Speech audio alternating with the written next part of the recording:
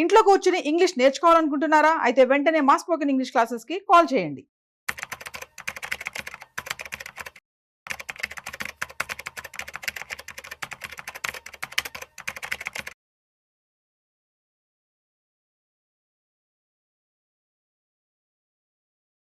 Welcome to Vishnu talks. నేను మీ విష్ణు. ప్రస్తుతం నాతో పాటు founder and CEO of wealth tree group Dasari Prasad గారు ఉన్నారు.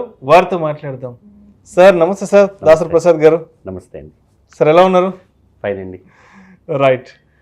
ఇప్పుడు మీరు ఆల్మోస్ట్ ఒక 29 years నుంచి మార్కెట్లో ఉన్నారు. ఎన్నో రకాల బడ్జెట్లు చాలా క్లోజ్గా చూస్తుంటారు.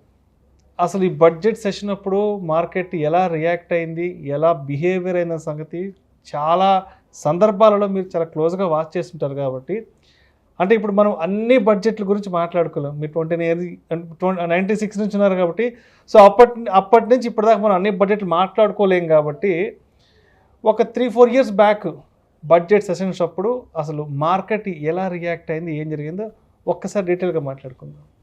ఓకేనండి. బేసిక్గా మనం 2021 నుంచి చూద్దాం, 4 ఏళ్ళ నుంచి. సో బేసిక్గా 2021 is a game changer budget అని చెప్పచ్చు. ఎందుకంటే the first time after covid recovery పాత్లోకి ఇండియా వచ్చి మన స్టాక్ మార్కెట్ అంత ర్యాలీ చేయడానికి కానీ లేదా గవర్నమెంట్ నుంచి రిఫార్మ్స్ పెద్ద లెవెల్లో రావడం అనేది అక్కడే స్టార్ట్ అయింది. సో 2021లో almost 2.87 lakh crores so capital expenditure కింద అలాట్ చేయడం జరిగింది.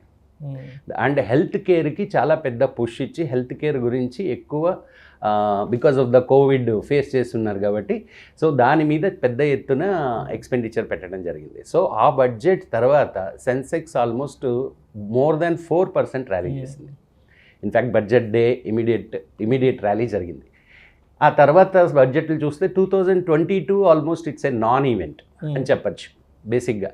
బేసిక్గా సేమ్ థింగ్స్ కంటిన్యూ అయినాయి కానీ బట్ పెద్దగా బడ్జెట్లో చేంజెస్ అండ్ జనాలకి పెద్ద లైక్ ఎంకరేజ్మెంట్ కానీ ఏం కనిపించలేదు. మళ్ళీ అగైన్ చూస్తే 2023లో again there is a big push on the capital expenditure, infrastructure push అని చెప్పచ్చు. Almost 10 lakh crores allotment to the capital expenditure కోసం అని గవర్నమెంట్ అనౌన్స్ చేయడం వల్ల చాలా చాలా పెద్ద లైక్ ఆశ అండ్ హోప్ అనేది జనాలకి క్రియేట్ అయింది. And you have seen the rally in the stock market also. Almost 26,300 దాకా వెళ్ళడానికి ఆ బడ్జెట్ కారణం అనొచ్చు. మళ్ళీ again when we come to 2024 again it's a non event అంటే ఏంటంటే బేసిక్గా ఆ బడ్జెట్ వల్ల ఒకటి వచ్చేసేసి capital gains long term capital gain tax almost 10% నుంచి 12%కి మార్చడము, అలాగే short term capital gain tax 15% నుంచి 20% చేయడము జనాలని నిరుత్సాహపరిచిందనే చెప్పాలి. అండ్ ఆల్సో టైటనింగ్ అంటే మనీ టైటనింగ్ అనేది ఎక్కువ జరగడం వల్ల కన్జంప్షన్ అనేది కొంచెం తగ్గడం కూడా జరిగింది. సో 2024 అండ్ 22 ఈ రెండు బడ్జెట్లలో పెద్దగా ఏమీ ఉత్సాహకరమైన అంశాలు లేననే చెప్పాలి. బట్ 2021 అండ్ 23 రెండు సార్లు మార్కెట్ ర్యాలీ చేయడం జరిగింది. సో లాస్ట్ 4 years చూసుకుంటే కనుక ఇది సినారియో. సో ఇప్పుడు ఈ 25కి బడ్జెట్కి సంబంధించి బడ్జెట్ ఎక్స్పెక్టేషన్స్ ఎలా ఉండబోతున్నాయి అండ్ మార్కెట్కి సంబంధించి ఎటువంటి రియాక్షన్స్ ఉండబోతున్నాయి? అసలు బేసిక్గా ప్రజెంట్ బడ్జెట్ చాలా కీలకమైన బడ్జెట్ అని చెప్పాలి. ఎందుకంటే జనరల్గా ఎకానమిక్ సైకిల్స్లో 4 సైకిల్స్ ఉంటాయి. గ్రోత్, దెన్ రిసెషన్, దెన్ స్లంప్లోకి వెళ్ళిపోతాయి కొన్ని కంట్రీస్, దెన్ రికవరీ. ఈ 4 ఎకానమిక్ సైకిల్స్ అంటాం. మనది గ్రోత్ సైకిల్లోనే ఉంది ఇండియా. కానీ there are some recession fears అనేవి పట్టుకున్నాయి. ఎందుకంటే కన్జంప్షన్ ఏదైతే ఉందో అది స్లో డౌన్ అయింది. అది క్లియర్గా మనకి Q2 రిజల్ట్స్లో కనిపించింది. సో Q2 రిజల్ట్స్లో కంపెనీల పెర్ఫార్మెన్స్ కానీ లేదా వాళ్ళ బిజినెస్ కానీ అనుకున్నంత బాగా రాకపోవడం వల్ల ఇప్పుడు స్టాక్ మార్కెట్ కరెక్షన్ ఏదైతే చూస్తున్నామో 26,300-400 లెవెల్స్ నుంచి నవ్ ఆల్మోస్ట్ 23,000కి ట్రేడ్ అవుతుంది. సో ఈ కరెక్షన్ అనేది కూడా మెయిన్ ఏంటంటే because of the main reason is slowing down of the rural and urban consumptions వల్ల. సో ఇప్పుడు ఈ కన్జంప్షన్ని బూస్ట్ చేయడం అనేది చాలా పెద్ద అవసరం ఈ బడ్జెట్ వరకు వస్తే. అపార్ట్ ఫ్రమ్ దట్ ఎప్పుడైతే క్యాపిటల్ ఎక్స్పెండిచర్ కనుక పెంచడము అండ్ క్యాపిటల్ అలాట్మెంట్ అంటే ఇన్ఫ్రాస్ట్రక్చర్ పుష్ ఎప్పుడైతే ఏ బడ్జెట్లో అయితే ఉందో ఆ బడ్జెట్స్లో ఆ పర్టికులర్ ఇయర్స్లో ర్యాలీ చూసాం మనం. సో ఈ బడ్జెట్లో మెయిన్ అంశాలు ఏంటంటే, ఒకటి మనం ఇన్ఫ్రాస్ట్రక్చర్ మీద ఎంత ఇంకా ఎక్కువ అలాట్మెంట్ అనేది జరుగుతుంది అనేది చాలా క్రూషియల్ థింగ్. నెంబర్ 2 వచ్చేసి కన్జంప్షన్ పెరగాలంటే ఏం చేయాలి? జనరల్గా కన్జంప్షన్ ఎప్పుడు పెరుగుతుంది? జనాల దగ్గర డబ్బులు ఉంటే పెరుగుతుంది. సో అన్ఫార్చునేట్లీ మనకున్న ట్యాక్స్ లాస్ ప్రకారం కానీ లేదా ట్యాక్సేషన్ దీని ప్రకారం కానీ చాలా ఎక్కువ ట్యాక్స్ పే చేస్తున్నాం మనం. సో జిఎస్టీ అనొచ్చు, లేకపోతే డబల్ ట్రిపుల్ ట్యాక్స్ పే చేయటము. దెన్ అగైన్ మనకున్న స్లాబ్స్ కూడా ఏవో కొన్ని చేంజెస్ చేసినా ఇంకా అది జనాలకి middle class, especially middle class is the main thing which is very important for consumption growth. So but middle class వాళ్ళకి అంత అవకాశము, డబ్బులు మిగిల్చుకునే అవకాశం అయితే కనిపించకపోవడం వల్ల గ్యారంటీగా ఈ కన్జంప్షన్ పెంచాలి అంటే మిడిల్ క్లాస్ చేతులు కొంచెం డబ్బులు వచ్చేలా చూడాలి. దానికి ఒక మార్గం ఏంటంటే changing the income tax reforms income tax direct ట్యాక్సెస్లో కనుక చేయగలిగితే అండ్ బడ్జెట్ ఎక్స్పెక్టేషన్లో one of the main expectation అది ఈ రోజున. So they will change the slabs and they will try to give more money. అలాగే ఎగ్జంప్షన్ లిమిట్స్ ఏటీసీ కూడా 1.5 lakhs నుంచి 2 lakhsకి చేయొచ్చని. అలాగే హౌసింగ్ దీనికి సంబంధించిన రిబేట్ని కూడా 2 lakhs నుంచి 3 lakhsకి చేయాలని చెప్పి ఇట్లాంటి కొన్ని డిమాండ్స్ ఉన్నాయి. Apart from that there is another major problem in the world today is the Trump tariffs and trade wars. And అలాగే ఎక్స్పోర్ట్స్ చేసేటప్పుడు మన వాళ్ళు ఎక్స్పోర్ట్ చేసినప్పుడు అక్కడ టారిఫ్స్ కనుక పెరిగిపోతే మన వాళ్ళకి ఆటోమేటిక్గా బిజినెస్లో ఆ ప్రాబ్లం వస్తుంది. అండ్ వీఆర్ మోర్లీ dependent on 2 areas, pharma and IT కంప్లీట్లీగా యూఎస్ మీద. సో ఇప్పుడు ఆ టారిఫ్ ఎట్లా వర్కౌట్ అవుతుంది అండ్ ఎలా ఆ ఇంపాక్ట్ కంపెనీస్ పడచ్చు.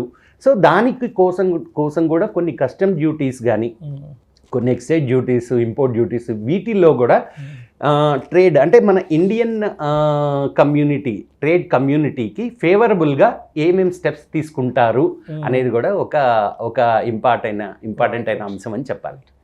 సో అదేవిధంగా బడ్జెట్ దగ్గరకు వచ్చేస్తుంది అంటే మార్కెట్లో ఒడిదుడుకులు ఎక్కువగా ఉంటాయి కాబట్టి. అవును. సో అంటే ఆల్రెడీ ఎప్పటి నుంచో మార్కెట్లో ఉన్న వాళ్ళకి ఒక క్లారిటీ ఉంటుంది, ఒక ఐడియా ఉంటుంది. ఎస్పెషల్లీ బడ్జెట్ సెషన్ అప్పుడు మార్కెట్ ఎలా రియాక్ట్ అవుతుంది, ఎలా బిహేవ్ చేస్తుంది అనే దాని గురించి అందరికి ఐడియా ఉంటుంది. సో మీలాంటి వాళ్ళు ఎప్పటి నుంచో మార్కెట్లో ఉన్నారు కాబట్టి. బట్ కొత్తగా మార్కెట్లోకి వచ్చిన వాళ్ళు సో ఈ బడ్జెట్ సెషన్ దగ్గరకు వస్తున్నప్పుడు సో మరి మార్కెట్ బిహేవియర్ని ఏ విధంగా అర్థం చేసుకోవాలి, ఎలా హ్యాండిల్ చేసుకోవాలి అంటే ఎస్పెషల్లీ ఆ బడ్జెట్ రోజున. బేసికల్గా బడ్జెట్ రోజున కొత్తగా వచ్చే వాళ్ళకి నేను ఇచ్చే సలహా ట్రేడ్ చేయకుండా మార్కెట్ని చూడడం, బడ్జెట్ని అర్థం చేసుకోవడం. సో అది మెయిన్ ఇంపార్టెంట్. ఎందుకంటే జనరల్గా చూస్తే ఏ బడ్జెట్లో అయినా మార్కెట్ డైరెక్షన్ మారలేదు. ఆ ఒక్కరోజు వొలటాలిటీ అనేది చూస్తాం మార్కెట్లో. ఆ ఒక్కరోజు పైకి కిందకి అది ఒక 500 పాయింట్లు అటు ఇటు మూవ్ అవ్వడం చూస్తాము. కానీ ఓవరాల్గా అంతకు ముందు ఏదైతే డైరెక్షన్లో ఉందో అదే డైరెక్షన్ మళ్ళీ కొన్నాళ్ళకి కంటిన్యూ అవ్వడం చూసాం.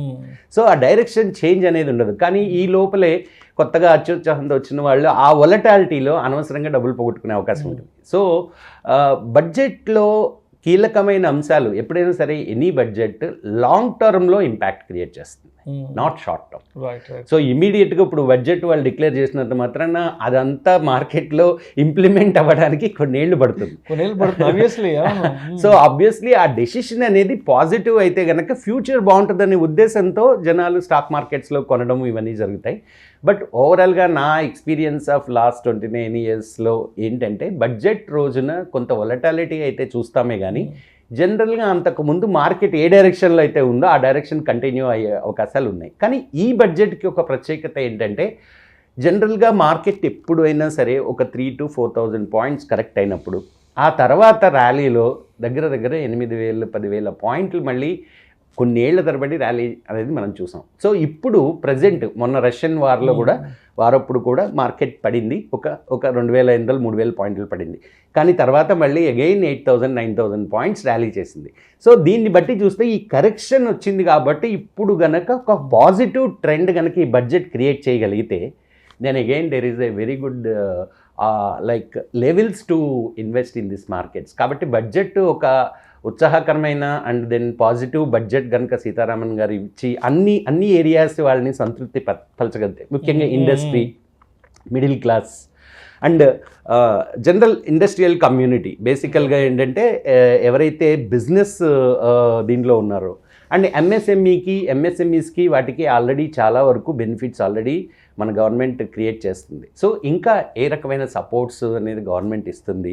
అండ్ ఇంకోటి ఏంటంటే ఫిస్కల్ డెఫిసిట్ యాక్చువల్గా 4.9 is the target. So 4.9% of GDP అనేది లాస్ట్ ఇయర్ టార్గెట్. కానీ ఈసారి దానిని దృష్టిలో పెట్టుకుని వీళ్ళు గనక నిజంగా ప్రోత్సాహకరమైనవి ఎక్కువ అలాట్మెంట్స్ చేయకపోతే గనక ఫిస్కల్ డెఫిసిట్ కొంచెం ఎక్కువైనా పర్వాలేదు, కానీ ఇప్పుడు liquidity is the problem. So ప్రస్తుతం ఎకానమీలో ఉన్న ప్రాబ్లము మన ఇండియన్ మార్కెట్ కరెక్షన్ లిక్విడిటీ, అంటే బేసిక్గా మనీ టైటనింగ్ అనేది అయింది. అండ్ ఆర్బీఐ కూడా ఈవెన్ యుఎస్ కూడా ఆల్రెడీ 2 సార్లు రేట్ కట్ చేసిన ఆర్బీఐ ఇంతవరకు రేట్ కూడా కట్ చేయలేదు. సో ఈ బడ్జెట్ చాలా క్రూషియల్ అనే చెప్పాలి టు గివ్ ఎ క్యూ, అంటే ఒక పాజిటివ్ వేలోకి మార్కెట్ని తీసుకెళ్ళడానికి ఈ బడ్జెట్లో వాళ్ళ వ్యూస్ అండ్ అలాగే గవర్నమెంట్ ఏం చేయబోతుంది అనేది ఒక ఇంపార్టెంట్ అంశం అని అనుకోవాలి. Right, thank you sir, thank you so much Prasad గారు. అసలు గత బడ్జెట్లలో ఏం జరిగింది, గత బడ్జెట్ సెషన్స్ అప్పుడు మార్కెట్ ఎలా రియాక్ట్ అయింది, అండ్ రేపు రాబోయే బడ్జెట్కి మార్కెట్ బిహేవియర్ ఎలా ఉండబోతుంది, అండ్ పర్టికులర్గా ఆ టైంలో ఇన్వెస్టర్స్ అనేవాళ్ళు ఎటువంటి జాగ్రత్తలు తీసుకోవాలి అనే అంశం గురించి చాలా చక్కగా తెలియజేశారు. Thank you so much sir. Thank you.